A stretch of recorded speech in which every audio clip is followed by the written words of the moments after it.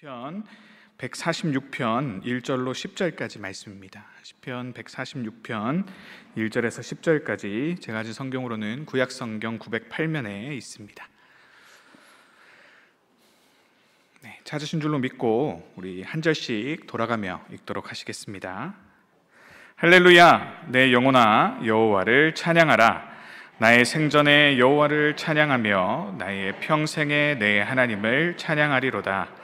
귀인들을 의지하지 말며 도울 힘이 없는 인생도 의지하지 말지니 그의 호흡이 끊어지면 흙으로 돌아가서 그날에 그의 생각이 소멸하리로다. 야곱의 하나님을 자기의 도움으로 삼으며 여호와 자기 하나님에게 자기의 소망을 두는 자는 복이 있도다. 여호와는 천지와 바다와 그 중에 만물을 지으시며 영원히 진실함을 지키시며 억눌린 사람들을 위해 정의로 심판하시며 줄인 자들에게 먹을 것을 주시는 이로다. 여호와께서는 갇힌 자들에게 자유를 주시는도다. 여호와께서 맹인들의 눈을 여시며 여호와께서 비굴한 자들을 일으키시며 여호와께서 의인들을 사랑하시며 여호와께서 나그네들을 보호하시며 고아와 과부를 붙드시고 악인들의 길을 굳게 하시는도다. 시온아, 여호와는 영원히 다스리시고 내 하나님은 대대로 통치하시리로다. 할렐루야, 아멘. 네, 할렐루야. 네, 살아계신 우리 하나님을 찬양합니다. 네, 우리 서로한테 이렇게 한번 인사해 볼까요? 오직 하나님께 소망을 둡시다 하고 우리 서로를 격려했으면 좋겠습니다. 오직 하나님께 소망을 둡시다. 네, 감사합니다. 아멘. 네, 모든 지각에 뛰어나신 우리 하나님의 평강이 그리스도 예수 안에서 우리의 마음과 생각을 지키심으로 우리 입술의 고백을 완성시켜 주실 줄로 믿습니다. 네, 저도 오늘 할렐루야로 설교를 시작했는데요. 오늘 본문인 이 시편 146편부터 또 150편 마지막 편까지는 시편을 마무리하는 피날레요 결론 부분입니다. 그래서 그 결론부의 특징은 모두 뭐로 시작해서요? 할렐루야로 시작해서 마치기도 할렐루야로 마치는 것이 특징입니다. 여러분, 이 시편을 우리의 인생에 한번 비유해 봤으면 좋겠습니다. 여러분들은 시인은 아니시지만 우리는 다 우리 인생으로 시를 써나가고 있는 줄 믿습니다. 그래서 우리 인생에는 이 시편처럼 탄식도 있고요, 또 하나님을 회상하는 것도 있고, 그리고 하나님께 지혜를 구하는 시도 있고, 또 우리가 예수님을 찬양하는 그리고 우리의 예수님을 높이는 그러한 시들도 있죠. 그러나 그 인생을 마무리하는 그 시는 결국 무엇으로 마무리돼야 된다라고 오늘 성경은 이야기하나요? 네, 우리가 하나님을 찬양하는 찬양으로 마무리되어야 하며 반드시 그렇게 될 것이다 라고 성경은 우리의 마지막에 대해서 알려주고 있습니다. 여러분, 그래서 이 성경을 자세히 보시면 우리가 천국에 가서 해야 하는 유일한 것을 뭐라고 말씀하고 있는지 아십니까? 네, 바로 찬양입니다. 우리는 그곳에서 천군과 천사와 그리고 또 그 이스라엘 12지파와 그리고 12장로와 함께 거룩하다 거룩하다 창화하면서 하나님을 영원히 높이는 그러한 것이 우리의 마지막이 될 것이다 라고 알려주고 있습니다. 여러분, 그래서 이 시를 우리가 간단하게 살펴보면요, 이 시가 알려주는 두 가지 주제가 있는데요. 먼저는 흙으로 돌아갈 사람들을 의지하지 말라라는 것입니다. 우리가 다 잘 알고 있지요. 알고 있는 것이지만 우리의 삶에 정말로 그렇게 하기는 힘들지요. 그렇기 때문에 재차 권면하고 있습니다. 이 사람을 의지하지 말라라는 것은요, 우리가 의지할 만한 그 사람만 포함한 것이 아니라 문명이나 우리의 지성이나 돈이나 그 기타 우리에게 영향력을 줄 수 있는 어떤 것들을 하나님보다 더 의지하지 말라라는 이야기입니다. 그 이야기가 어디 나오냐면 3절과 4절에 나오는데요, 같이 한번 읽어보실까요? 귀인들을 의지하지 말며 도울 힘이 없는 인생도 의지하지 말지니 그의 호흡이 끊어지면 흙으로 돌아가서 그날에 그의 생각이 소멸하리로다. 아멘. 여러분, 여기서 인생이라고 되어 있는 그 단어는 원어 성경을 살펴보면 벤 아담입니다. 사람의 아들이라는 뜻인데요, 히브리어로 아담이 곧 인간이고 벤은 자손, 아들 이런 뜻입니다. 창세기 2장 7절 말씀을 보면요, 하나님이 땅에 흙으로 사람을 지으셨다라고 나오지요.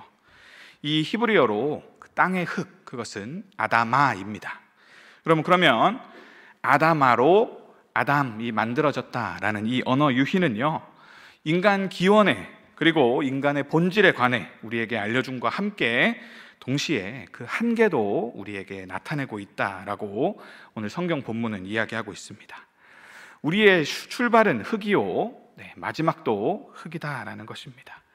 그래서 하나님은 그 인간의 시작을 흙으로 빚고 그곳에 하나님의 생기를 더해서 이제 생명이 우리 안에 들어옴으로 우리가 사람이 되었다라고 한다면, 우리 안에 있는 이 하나님의 생기를 하나님이 다시 걷어가실 때 우리는 그냥 흙이 된다라고 우리의 끝에 대해서 알려주고 있는 것입니다. 여러분, 이 사실에서 자유로울 수 있는 사람이 아무도 없다라는 것을 우리는 인간 역사를 통해 보고 있는 것이죠. 아무리 지위가 있고 또 어떤 권력이 있어서 당장은 모든 것을 내 마음대로 할 수 있는 왕이나 황제나 갑부나 재벌이나 그런 사람들도 그들의 결국을 살펴볼 때는 마찬가지다라는 것입니다. 이 세상을 살아가는 이 아담이라는 존재들은 결코 죽음에서 스스로를 구원할 수 없다라는 것이 계속해서 성경이 반복해서 우리 인간에 대해서 알려주는 그 인간론입니다. 그러니 우리 모두가 어떤 일을 도모할지라도 우리의 죽음과 함께 그가 세웠던 모든 계획은 소멸하고 말 뿐이다. 그러니 인생은 누구에게나 헛된 것과 같다라고 성경이 이야기해 주지요. 그렇게 결국 사람은 자기 하나 구원할 수 없는 참으로 비루한 인생인 것을요, 도울 힘이 없다, 도울 힘이 없는 인생을 의지하지 말라라고 했을 때, 이 도울 힘이 없다라는 문구를 묵상하면서 SNS에서 읽었던 한 글이 떠올랐습니다. 저도 아버지가 되고 나니까 이런 아버지에 대한 글이 괜히 눈에 잘 들어오는 것 같습니다. 한 아버지에 대한 글인데요, 돈을 빌리고 갚지 않아서 MLB의 유명한 팀에서 야구하고 있는 그 자기 아들에게 피해를 주고 있는 그 아버지에 대한 그런 글이었습니다. 그 글을 읽는데 결론적으로 글쓴이가 하고 싶은 얘기는, 부모가 자식 인생에 걸림돌만 안 돼도 참 감사한 거다라고 이야기하면서 우리가 흙수저타 타지 말자라고 이야기하더군요. 여러분, 참 아버지의 조건을 너무 내려치게 한 것 아닙니까 싶으면서도 그럼에도 불구하고 성경이 우리 인간 존재에게 도울 힘이 없다라고 얘기해 주는 것은 딱 이 정도 주제를 파악하라는 것 같습니다. 너희는 죄로 인해서 서로를 돕기는커녕 걸림돌만 안 되어도 감사해야 할 정도, 그 정도다라고 사람에 대해서 이야기하고 있는 것 같습니다. 그게 도울 힘이 없다라는 뜻 아닐까요? 결국 우리가 여유가 있고 도울 상황이 되면 얼마든지 도울 수 있지만, 당장 내 인생이 급해지면 아들이고 우리의 부모고 없는 것이 이 사람의 인생 아닙니까? 그래서 우리가 다 잃었을 때 내가 아무것도 없는 자리에 생존을 위해서 우리의 인생을 돌아볼 때 나는 누구를 도울 수 있을까 생각이 된다면, 그것이 죄인인 사람으로서 성경이 알려주는 그런 주제 파악인 것 같습니다. 그럼 이렇게 사람은 아버지로서도, 그리고 우리가 맡고 있는 사업체, 그리고 내가 맡고 있는 직업, 그리고 가족의 일원으로서 최선을 다하지만 끝내 최선의 결과를 얻을 수 없는 인생이라는 것입니다. 바벨탑을 얼마나 힘써 쌓았습니까? 그러나 하늘에 닿기도 전에 하나님께서 내려오셔야 될 만큼 우리는 그 바벨탑을 낮게밖에 쌓지 못했습니다. 그렇게 하나님의 대항에서 서로 기대다가 허무로 쓰러져가는 것이 이 땅을 살아가는 우리 인간의 비극적인 모습이다라고 성경이 알려줄 때요, 우리는 그것을 겸허하게 들으며 이 땅에, 그리고 흙으로 돌아갈 사람들을 의지하지 말아야 하겠구나, 귀한 교훈을 얻는 저와 여러분들 되시기를 바랍니다. 이 시간 알려주는 다음 주제는요, 바로 하나님께 소망을 두어야 한다라는 것입니다. 역시 잘 알고 있지요. 우리 5절 말씀 같이 한번 읽겠습니다. 야곱의 하나님을 자기의 도움으로 삼으며 여호와 자기 하나님에게 자기의 소망을 두는 자는 복이 있도다. 아멘. 여러분, 참된 행복은요, 하나님께 소망을 두고 그분을 우리의 도움으로 삼는 데서 비롯된다라고 지금 성경은 알려주고 있습니다.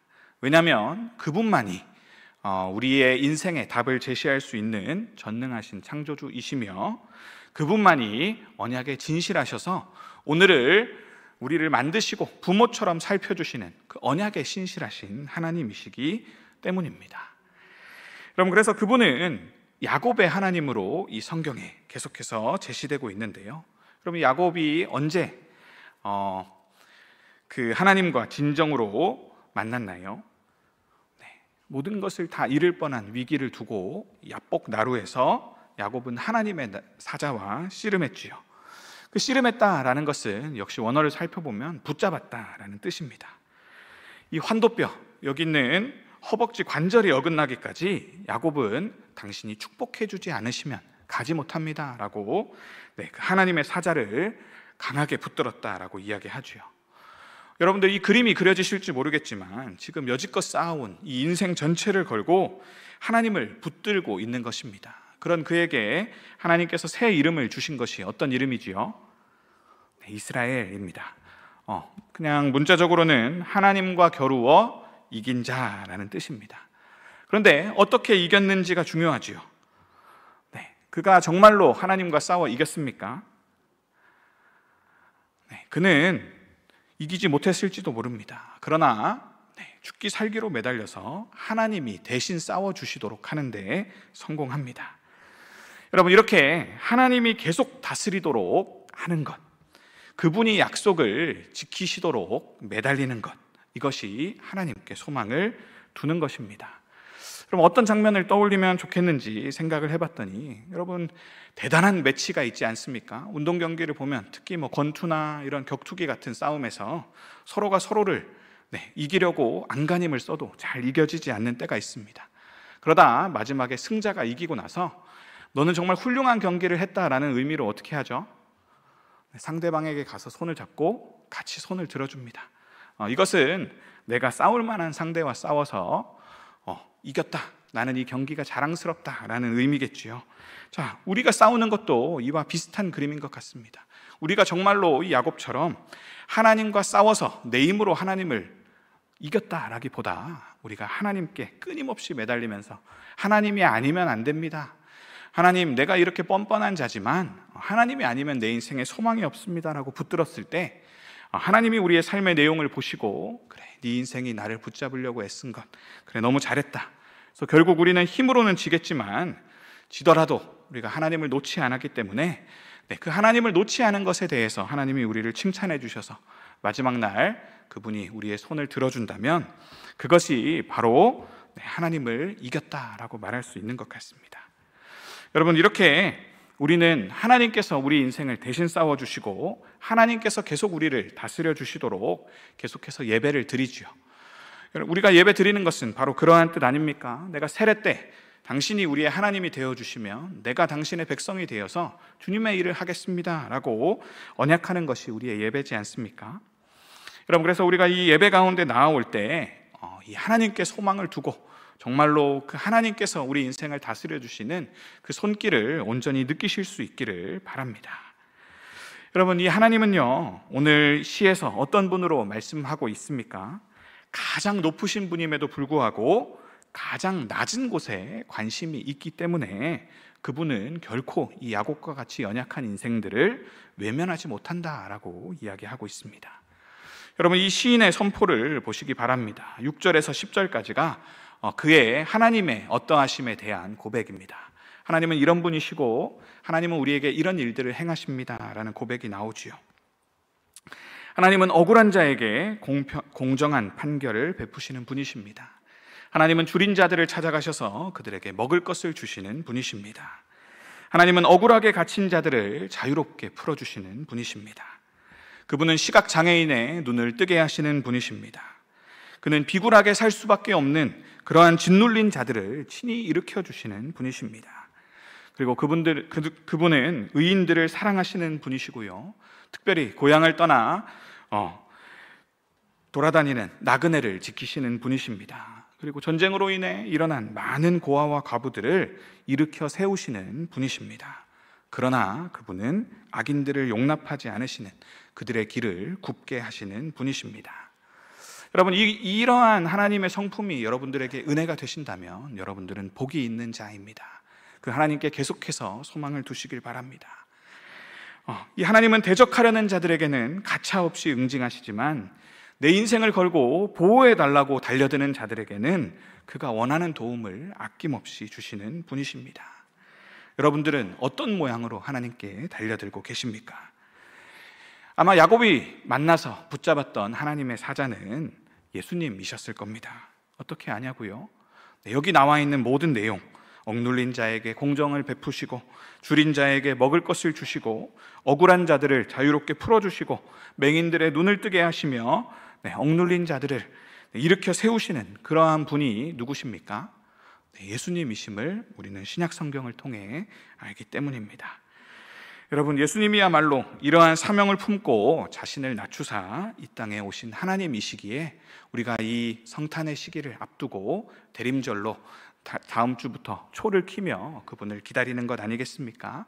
그래서 우리가 이 대림절 기간에 우리가 조금 더 우리의 마음을 높여서 오직 하나님께 소망을 두고 하나님이 더욱더 우리를 다스려 주시기를, 우리 가운데 이 촛불을 밝히고 트리를 밝히듯이 조금 더 아름다운 살만한 세상의 모습이 우리의 손을 통해 이루어지기를 함께 기도하며 나아가면 좋겠습니다. 그래서 이 10절 말씀 우리 같이 한번 읽어보실까요? 10절, 시온아, 여호와는 영원히 다스리시고 내 하나님은 대대로 통치하시리로다. 할렐루야. 여러분, 아멘이십니까? 여러분, 여호와는 영원히 다스리십니다. 이것은 경험한 사람들만 할 수 있는 간증입니다. 여러분, 그래서 이 찬양은 간증과도 같습니다. 오직 경험한 자들만 그 가사를 진정으로 물고 씹고 뜯어서 하나님 앞에 다시 돌려드릴 수가 있습니다. 여러분들이 정말로 도움이 필요한 약자고, 여러분들은 정말로 주님 앞에 나음을 입어야 되는 환자임을 인정하시는 복이 있기를 원합니다.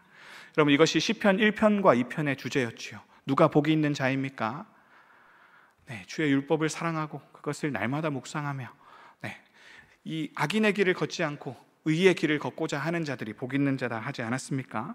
지금 시편은 그것을 이 시편 전체를 마무리하면서 다시 한번 이야기하고 있는 것입니다. 악인의 길을 쫓는 자는 겨와 같이 날아갈 인생들이지만 그 좁은 길이지만 의로운 길을 바라고 걸어가는 예수님을 붙잡는 자들만 진정으로 복이 있다라고 말이지요. 그래서 우리는 참된 겸손으로 먼저 우리 영혼에 외칠 수 있기를 원합니다. 그것이 1절 말씀인데요, 우리 조금 더 소리를 높여서 같이 읽어볼까요? 할렐루야, 내 영혼아 여호와를 찬양하라. 여러분들의 영혼에 여호와를 찬양하라, 그의 다스림은 영원하도다 라고 외칠 때, 그렇다면 여러분들의 안에 계신 하나님께서 여러분들의 삶을 인도하셔서 다음의 고백으로 나아가게 하실 것입니다. 그것이 2절 말씀인데요, 우리 바라는 마음으로 또 한번 읽어보겠습니다. 나의 생전에 여호와를 찬양하며 나의 평생에 내 하나님을 찬송하리로다. 아멘. 그래서 이 146절에 내 영혼에 외쳤던 내 찬송은요, 147편을 넘어서 150편에 이르기까지 계속 확장되어 갑니다. 그래서 내 찬송은 우리 공동체의 찬송이 되고요, 우리 공동체의 찬송은 흐르고 넘쳐서 모든 피조물과 호흡 있는 자들의 찬송이 됩니다. 여러분, 이것이 우리의 예수님을 경험한 찬송으로 세상을 바꿔나가시는 하나님의 놀라운 계획이신 줄 믿습니다. 여러분, 그렇게 하나님을 만나고 그분의 뜻대로 인도함을 받는 복된 인생 되시기를 소원합니다. 우리는 시편 1편과 2편에 나오는 복 있는 자들이 되어야만 합니다.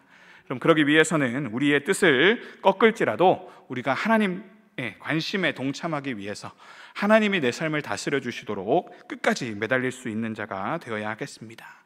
그래서 우리는 우리 교회 가운데 특별히 내년 우리가 봉사로 다짐할 때 남들이 신경 써주지 않는 부서, 그리고 특별히 사람이 더 필요해 보이는 부서, 그리고 주님의 마음이 있을 만한 곳들에 더욱더 여러분들이 지원해 주시는 기적이 우리 공동체 가운데 일어날 수 있기를 원합니다. 그때 광야의 길을 만드시고 사막의 강을 내시는 그 하나님을 따라서 우리도 광야의 길을 내고 그 사막의 강을 내는 자가 될 수 있을 것입니다. 여러분, 그래서 이 천국이 가까이 왔음을 보고 그 나라에 가서 영원히 찬양할 것을 기쁨으로 고대하는 천국 백성들이 다 되시기를 바랍니다. 그래서 하나님의 영원한 통치를 받으며 날마다 기쁨의 찬양을 돌림으로 하나님을 즐거워하고 하나님께 영광 돌리라는 이 인생의 제1 사명을 온전히 감당하는 저와 여러분들 되시기를 주님의 이름으로 축원합니다.